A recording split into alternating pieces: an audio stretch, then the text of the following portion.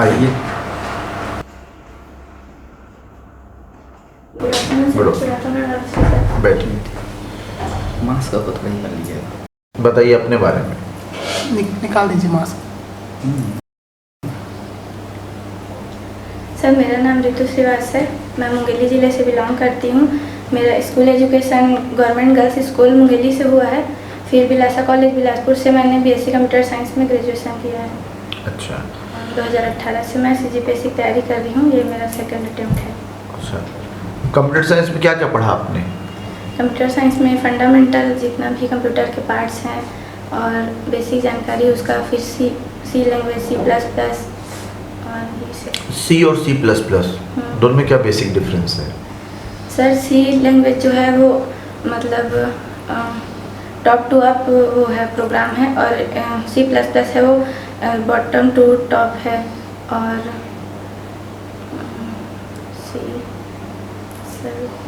अच्छा, कोबोल और फोर्ट्रॉन ये कैसी लैंग्वेज है? कोबोल और फोर्ट्रॉन हाई लेवल लैंग्वेज है। हाई लेवल है। कोबोल का फुल फॉर्म क्या है? सॉरी सर, नहीं पता। ओके, ये मशीन लैंग्वेज जो होती है उसमें कंप्यूटर किस भाषा को या किस कोड समझता है? बाइनरी लैंग्वेज को। बाइनरी। जैसे कोई नंबर कहा जाए आपसे नंबर 2, संख्या 2 को बाइनरी में बदल लोगे? सर किसी नंबर को बाइनरी में कन्वर्ट करने का क्या प्रोसेस होता है? नहीं पता। ठीक है, अभी जो लैंग्वेज चल रही है इस लैंग्वेज को क्या कहते हैं जो अभी चल रही है कंप्यूटर की? हाई लेवल लैंग्वेज है। हाई लेवल लैंग्वेज है। ओके, कौन कौन सी लैंग्वेज होती है? कोबोल, फोर्ट्रॉन, C++, जावा, ये सब हाई लेवल लैंग्वेज है। अच्छा, अब ये बताइए कि रैम और रोम बेसिक डिफरेंस क्या है? रैम और रोम में सर, रैम जो है ना वो अस्थायी मेमोरी है। मतलब उसमें वो जैसे कंप्यूटर का यूज़ कर रहे हैं तो, और वो रैम में स्टोर होता है डाटा। उसके बाद जब इलेक्ट्रिसिटी ऑफ हो जाती है तो फिर से हमको डेटा फिर से पढ़ना पड़ता है। और रोम जो है वो रीड ऑन, मतलब मेमोरी, उसमें सिर्फ हम लोग जो डाटा है उसको केवल रीड कर सकते हैं। और ये स्थायी मेमोरी है, मतलब इसमें ऑपरेटिंग सिस्टम क्या होता है? कंप्यूटर को चलाने के लिए जिस सॉफ्टवेयर का ज़रूरत पड़ता है उसको ऑपरेटिंग सिस्टम कहते हैं। कंप्यूटर के जो कीबोर्ड होता है F1 से लेकर कितनी कीज होती हैं? F1 से, सॉरी सर, Ctrl+C ये किसके लिए यूज किया जाता है? नहीं पता सर। मुंगेली जिले से हैं आप। मुंगेली जिला अभी नया बना है। हाँ। तो नए बनने के बाद क्या परिवर्तन दिखा आपको? सर, वहाँ जैसे पहले वो जिला बना था तो वहाँ अभी जितना भी प्रशासनिक भवन है वो सब नया बन रहा है। उसके बाद औद्योगिक क्षेत्र में विकास हो रहा है वहाँ, और नए नए उद्योग लग रहे हैं, जैसे लघु उद्योग हो गया। और IIDC के तहत खमरिया में भी नया उद्योग अभी स्थापित हुआ है। वो कौन सा है खमरिया वाला उद्योग? खमरिया वाला वो मतलब एकीकृत औद्योगिक विकास के तहत बना है वो, मतलब सूक्ष्म उद्योग में आता है। अच्छा, पर्यटन में कहाँ कहाँ घूमे छत्तीसगढ़?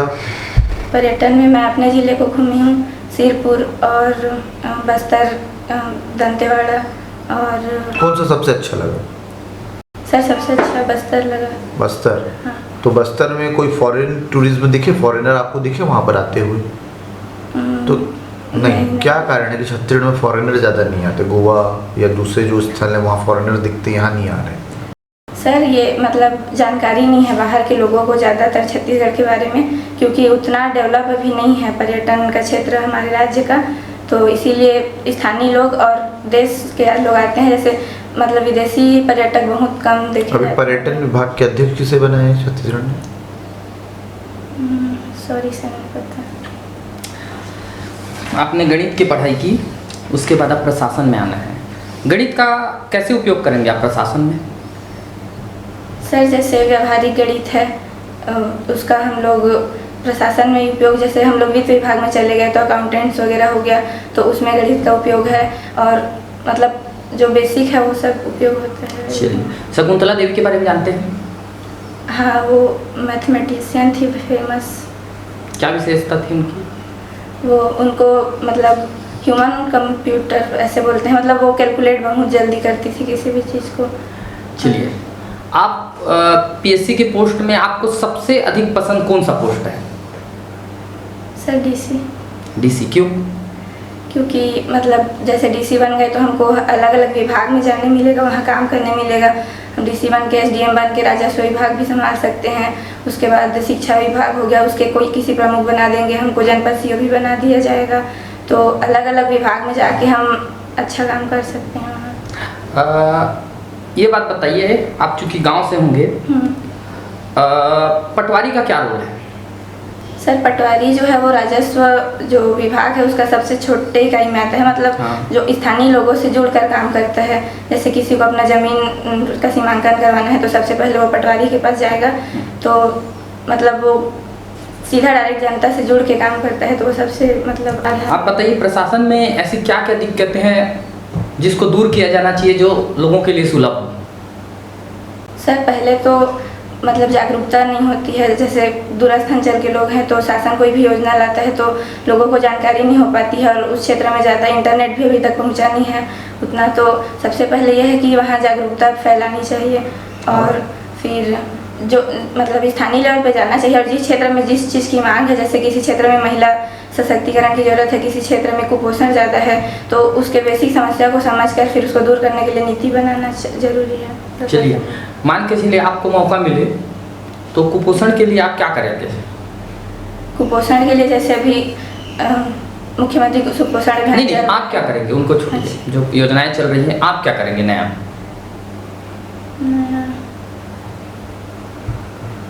आप एसडीएम हैं वहाँ हाँ, की, हाँ। और आपके क्षेत्र में काफ़ी कुपोषण है, तो आपको कुछ करना है, इनिशिएटिव लेना है। मैं यह सुनिश्चित करने की कोशिश करूंगी कि जो मतलब कुपोषण दूर करने के लिए बेसिक जो संतुलित आहार है वो पहले कुपोषित जितने लोग हैं उसकी पहचान, उसके बाद उसके आधार पर उन लोगों को वो चीज़ वितरण किया जाए, मतलब शासन के द्वारा। और तो अपने मतलब ऊपर के अधिकारी लोगों को मैं वो बताऊंगी, मतलब कि ये समस्या है करके उनको रिपोर्ट दूंगी, फिर उसके आधार पर उन लोग। चलिए, पर्यटन आपकी हॉबी है, आपके इसमें पर्यटन स्थल मतकू द्वीप है, हाँ। उसके विकास के लिए क्या करेंगे आप ऐसा जिससे वो वर्ल्ड फेमस हो जाए?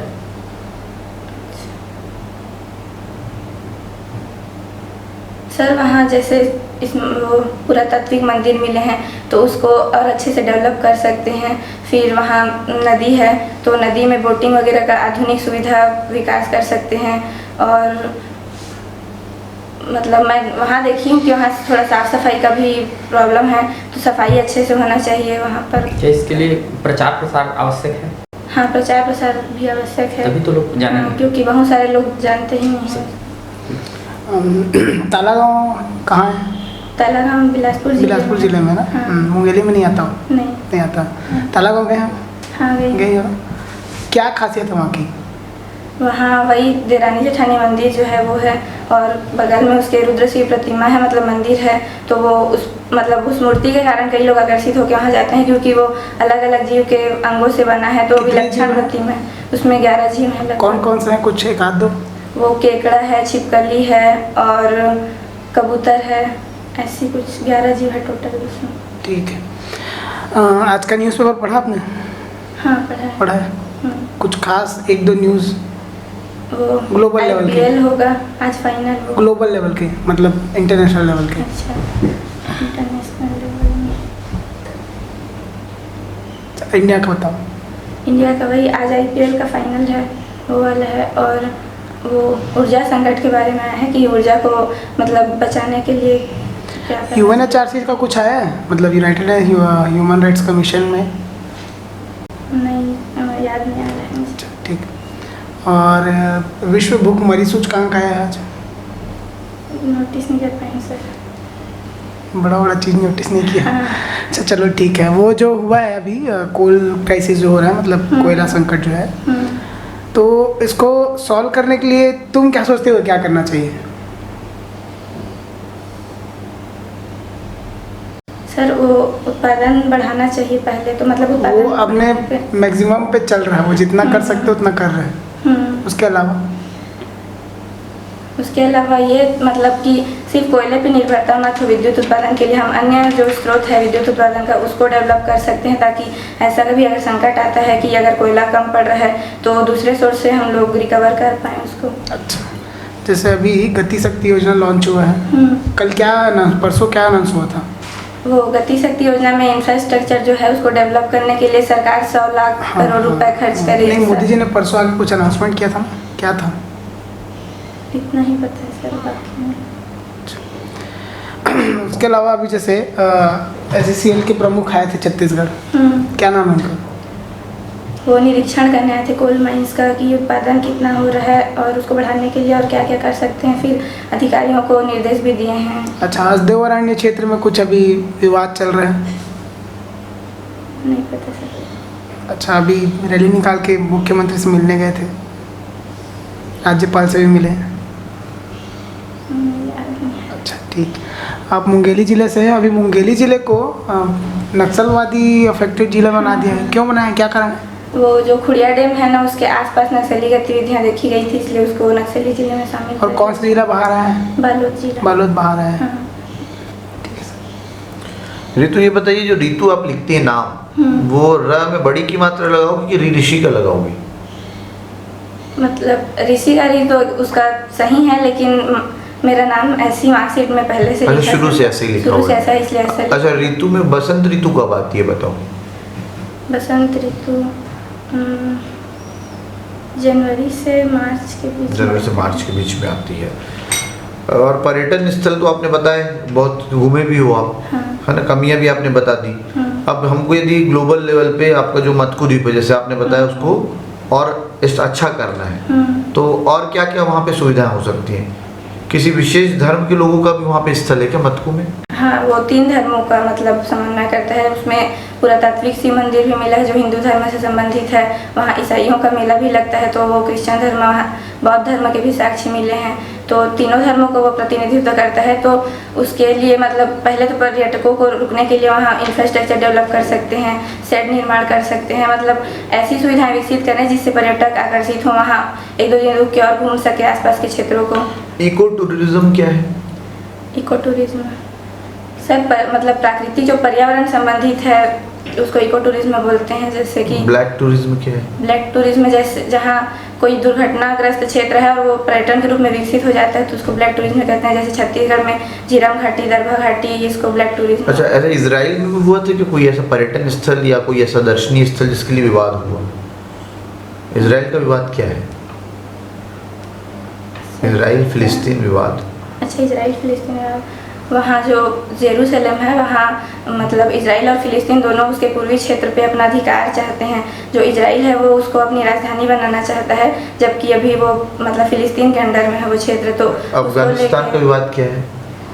सर, अफगानिस्तान में अभी हाल ही में तालिबानी सत्ता में आ गए हैं, तो इसी चलते विवाद चल रहा है और अमेरिका जो है वो अपनी सेना वहाँ से वापस ले चुका है। मतलब आपके हिसाब से अफगानिस्तान के राष्ट्रपति ने सही किया? नहीं सर, क्या करना था उन्हें? वो लोकतंत्र की रक्षा के लिए उनको वो किया गया था, तो जब संकट आया तो वो मतलब छोड़ के चले गए, तो उनको ऐसे नहीं जाना था। स्थिति पहले वहाँ का देखते, उसके बाद जाते। स्थिति वहाँ नॉर्मल नहीं था, वहाँ महिलाओं पे अत्याचार हो रहा था और मतलब मुसीबत के समय अपने देश को छोड़ के भाग जाना, वो भी जब आप वहाँ के प्रतिनिधित्व कर रहे हो, वहाँ के प्रमुख हो, तो मेरे हिसाब से वो। इंदिरा नूई का नाम सुना आपने? इंदिरा नूई। ऐसे ग्लोबल लेवल की 5 महिलाएं बताओ जो पावरफुल महिलाएं कहलाती हैं। Sir, Angela Merkel. कौन है ये? वो जर्मनी की चांसलर है मतलब। और सर नहीं वो इंडिया की 5 महिलाएं बताओ। निर्मला सीतारमण और PV सिंधु और